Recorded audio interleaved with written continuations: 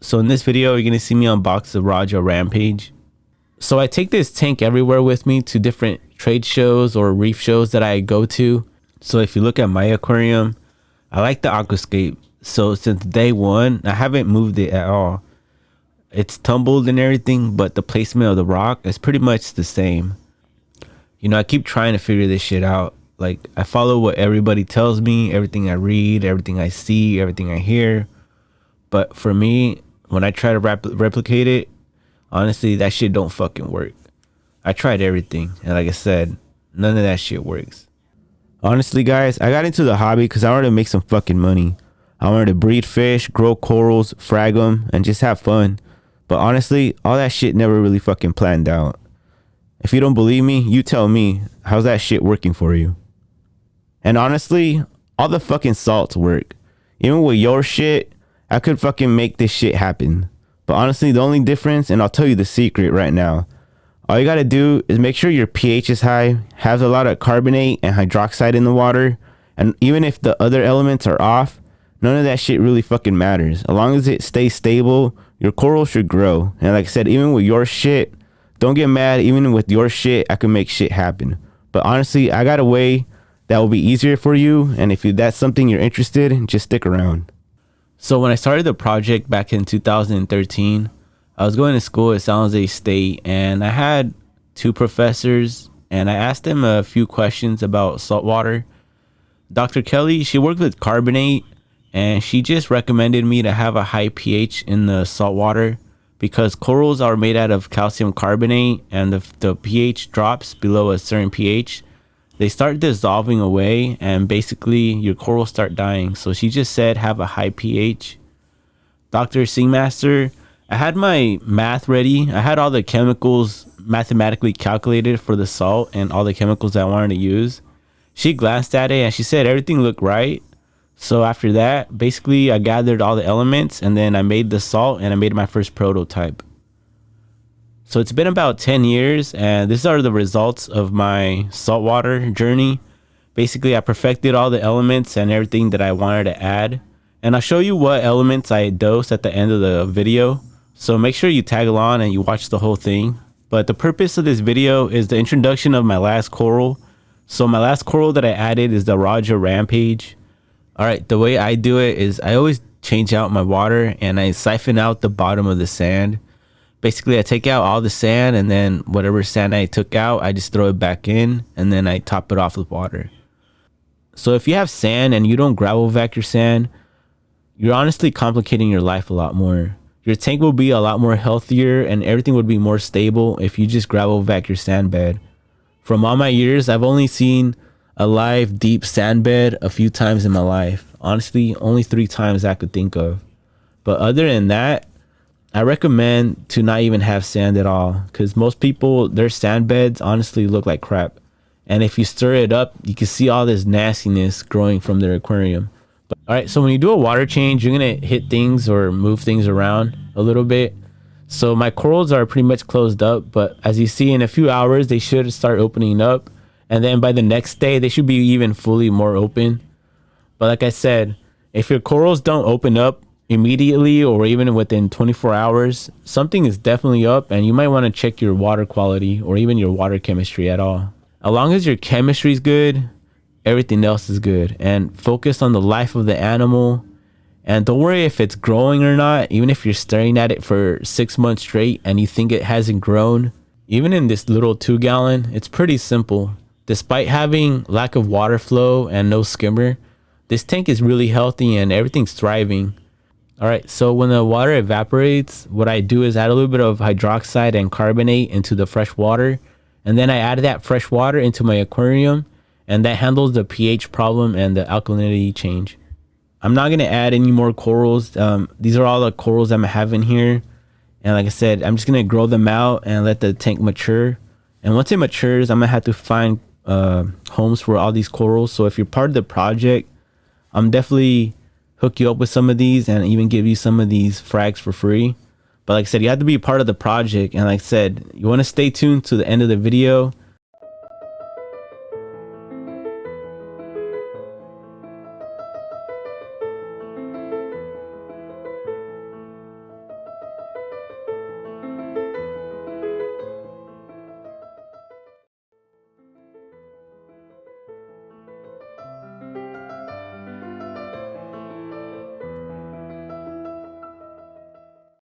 Nathan Gist.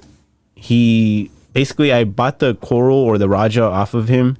I saw one of his videos, and then I saw he had a lot of Raja Rampage frags from a mother colony, and I thought I would like one for my aquarium, because where I'm at, I looked everywhere and all the pet stores in the Bay Area in California. I didn't ask so much in the Central Valley, but in the Bay Area, I asked all the pet stores, and nobody around seemed to have a Raja Rampage. And when they did ask, or when I did ask them how much they usually had them for, they said about $80 a head. So I was like, F that. I'd rather just get it off Nathan. And so I did. So I bought it off Nathan, and then Nathan sent it to me. And now I got it right here, and I'm here gonna unbox it. All right, so from the looks of it, Nathan packaged the Raja pretty good. There's a lot of tape and everything. And I like how it has a lot of styrofoam. It's like a 1-inch styrofoam all around. And the coral, it seems pretty fine for the most part. Except I see the water, the bag is kind of cloudy. And usually when it's cloudy, it's because the coral is starting to dissolve away. And when I look at it, I can see there's a little bit of a dead spot in the center. And a little bit kind of messed up. All right, so I'm going to float the bag. And what you want to do is make sure it's upright. I can see that it's upside down, so I'm going to flip it over. All right, so you want to float the bag. So you want to get the coral upright, and then you want to float the bag for a good hour. Because if it's in good water, the coral should start coming out, because it will sense the light and it will start coming out in its own water. But first, like I said, you want to make sure you want to temperature acclimate your coral. And since it's pretty hot, I want to make sure I acclimate it extra long. So I'm going to leave it here for an hour or longer, and then I'm going to come back and start opening the bag and start adding water to it. All right? So I'll be right back, guys. Oh, yeah. Sometimes you might get a coral and it gets shipped to you. And sometimes it might be better just to dip it and disinfect it and then just throw it right into the tank and skip the acclimation. But that's something you want to eyeball, and that's something you have to judge for yourself. Honestly, just get a professional. I really can't wait to see how this Raja looks inside of the aquarium, because I got the Space Invader and I ended up really liking it, because originally I only liked the Raja Rampage. It's been a coral that I've been wanting for so long, but I managed to see a Space Invader and I kind of snatched it up, and you see it in the bottom of my aquarium, and I put it next to the water flow. So I kind of plan on having as much water flow for this Raja as I can. For me, temperature is really important. Most people, they can't keep snails or sea urchins in their aquarium. The reason is because they don't temperature acclimate. What you want to do is you want to float the bag for an hour, and then you want to start doing what I'm doing. But most people, they skip everything that I'm doing, and they start adding water right away. They might float the bag for like a minute or two, but when you do that, snails and sea urchins, they'll definitely start to die off once you start adding new water that's a completely different temperature. So if you struggle with snails or sea urchins and introducing them to your aquarium, that's something you want to do, and give it a try, and then let me know how that works out for you.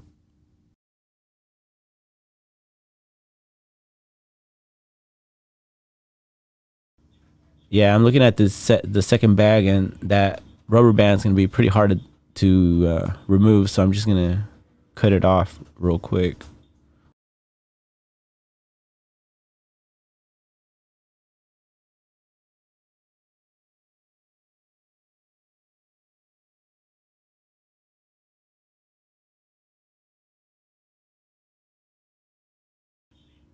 All right, so now I'm just gonna add a little bit of water. So what you want to do is add a little bit of water, and then you want to wait like about every 5 to 15 minutes before you add more water. But I'm probably gonna add like about maybe like 4 to 5 drops of water like that, and then I'm just gonna leave it for like another hour because I got stuff to do.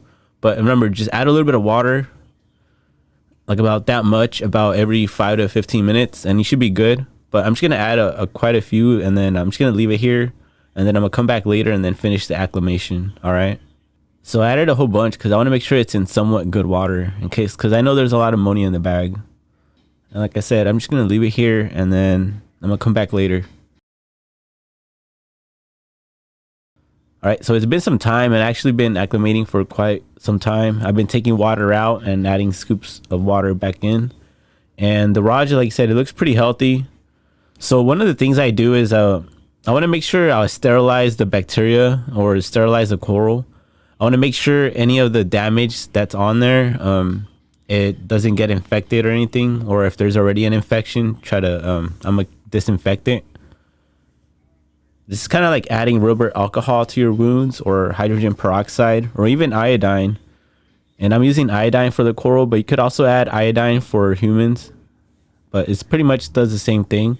But another reason why I'm doing this, because I don't want to introduce any bacterial pathogens that could contaminate my other corals and make my corals unhealthy, which I had that happen when I added the Montipora that I have. It infected the rostas, and then my rostas started dying. So that's one important thing you want to do. So you're gonna see me add a few drops, probably like 1 or 2, maybe 3, because some of it went in the side of the bag. But you don't want to leave it in here. You're just gonna see me kind of like dump it a little bit in and out. And like I said, you want to add a little bit of iodine. There's also, if you want to kill pests, like a large pest, you want to use a different type of dip or whatever to kill any parasites and stuff. Like for any eggs or anything like that, any larger parasites, you want to use actual pesticides and stuff. There's different dips for that. But me, I'm just disinfecting it in a microbial level, but not in a macro level, okay? If that makes sense. But I can already tell by looking at the coral that in the center, some of the tissue's kind of gone. It probably dissolved from the ammonia. And then I can see some of the skeleton on one of its side. It's kind of brittle. Probably it kind of like shattered maybe a little bit. But it's all right. It still looks pretty healthy. And as you see, the Raja Rampage, when I first got it, it had some damage and it took some time to recover. But after 2 weeks, it recovered fully. And like I said, now it's starting to grow actually. So what I do is, because I don't care where my corals are growing, as long as they're growing and they look healthy. So I added the Raja to the side of the walls of the aquarium because of all the waste. So when it produces waste, it doesn't just stay on the tissue if I had it horizontal, because I don't have enough water flow. So I had to put the Raja close to the water outflow as possible.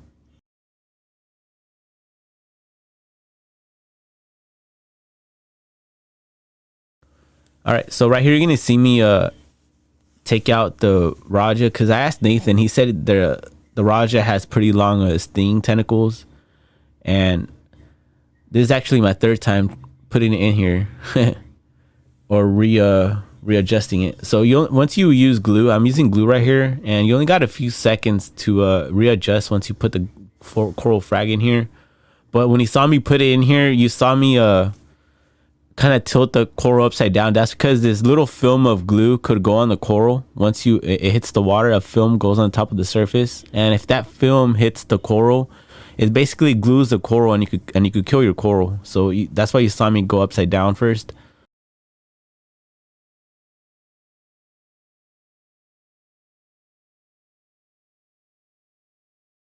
But this is going to be the final spot, and as you see, after a few days, you can see one of the tentacles kind of sticking out. So I know it's doing good, and I moved it just on time because it was close to the Montipora.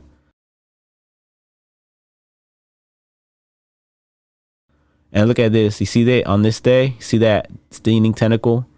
It would have definitely stung my Montipora, but as you look at it, it looks really good. It looks really healthy, and it's starting to recover. You see that compared when I first put it in.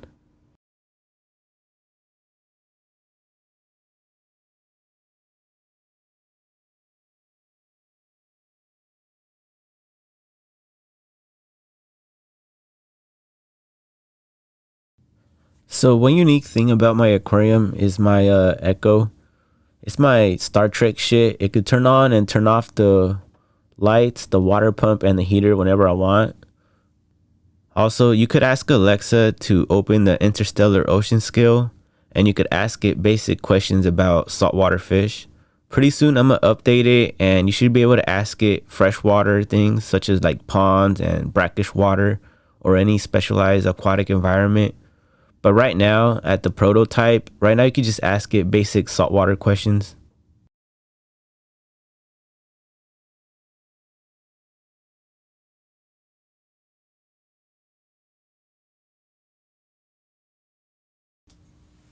everybody knows keeping saltwater fish is hard and they're sensitive and they die easy. But like I said, it doesn't have to be that way. Look, doing this on your own and trying to figure it out, it took me years. It may be painful and you might lose a lot of money, but I got an easier way. And like I said, for my aquarium, if you use my salt brand, all you got to do is add 2 drops of amino acids whenever you remember. Only water changes. Don't add it before that. Okay, here's my little pipette. So just use 2 drops of amino acids and essential elements. There you go. And like I said, I only add this once a month or whenever I remember during the water changes. So 2 drops of this. And then I got some iodine. I only add 1 drop of iodine, and that's to help the inverts grow. So what happens is that crabs and certain other organisms, they shed their outer shells to grow. And you need a little bit of iodine to help them grow. Oh, like shrimp and stuff. Especially shrimp. I can't believe I forgot that. But it helps them grow. But that's something that's really important. So besides the iodine and amino acids, I don't add anything to my aquarium. If you let me be your lab partner, like all the salt, all the ingredients, everything you're gonna need is in here. You're not gonna be adding fucking calcium, potassium, magnesium, any of that shit. All right, you don't need any of that crap to fucking make this work. All you gotta do is mix the fucking right amount of salt with the right amount of water, which should be labeled. This is a 5-gallon mixture, 5 gallons of water. You saw me mix that shit up. It's not that fucking hard. And honestly, a fucking monkey could do it. And if a monkey could fucking mix this shit, you could fucking be successful. If you can't, because you fucking suck. Honestly, get the fuck out of the hobby, honestly. Fuck you. But honestly, if you have no experience or you're tired of fucking figuring this shit out, this salt right here will help you. If your Kenya tree looks like a half limp dick, this shit is like fucking Viagra. This is gonna make it fucking look like fucking stiff. It's gonna be a fucking battering ram, and you're gonna be fucking destroying SPS coral with that fucking Kenya tree. Like I'm telling you, this shit fucking works. And like I said, you see the results right here. I don't know what else to show you, but that's pretty much it. And like I said, guys, I really want you guys to have this. So if you use the promo code OCEAN, I'm gonna send you this for free. If you live anywhere in Alaska or Hawaii, I'm gonna send this for free. I think you only pay $1, but that's for UPS. You're not fucking giving me shit. So for me wise, I'm not charging you anything besides $1 to ship this shit to you. And if you want the smaller version, if you want the 1-gallon mixtures, I could send you 2-gallon mixtures. Just use the same promo code OCEAN. But let's say you want to buy more salt, just use a promo code OCEAN. Like I said, I'll send you 5 gallons for free. But like I said, it's not that hard. And the original price of the salt after shipping is like $3.50, $3.25, something like that. You got to check it out. But like I said, it's not that much. And for just literally for $3, but since I'm gonna give it to you for $1, all you gotta do is just mix it and try it. And once you try it, I know you're gonna fucking love it. I mean, I love it. I really don't mess with my tank. I don't feed my tank or anything like that.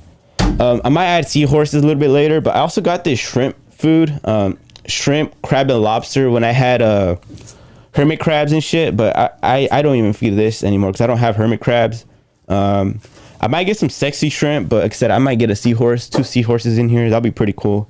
But like I said, it's not that hard. And like I said, just try it. And if you like it, fucking let me know. And if you don't like it, also let me know. But if you're just here to talk shit because the way it looks or whatever, because you fucking gay and you suck. But anyways, that's pretty much it, guys.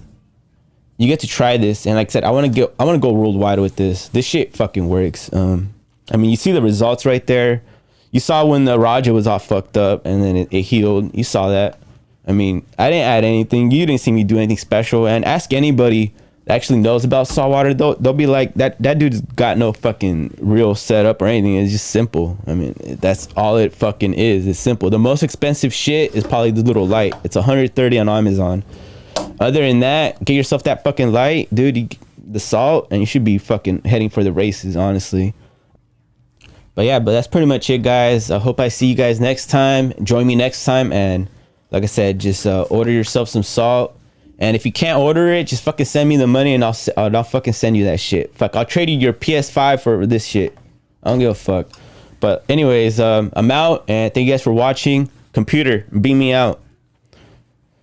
So I'm gonna go back to the future, 1,000 years, a million years back in the past. So Okay. make sure you join I'm me, guys. not exactly sure where I'm sending you, but I hope it's someplace warm and sunny.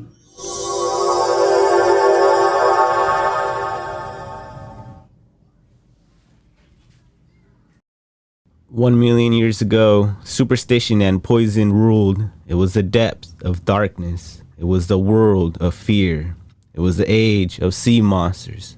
Stone by day, predators by night. They were betrayed by the humans they swore to protect, frozen in stone by a magic spell for a million years. But now here in the bay, the spell is broken and they swim again. They are guardians of the reef. They are sea monsters.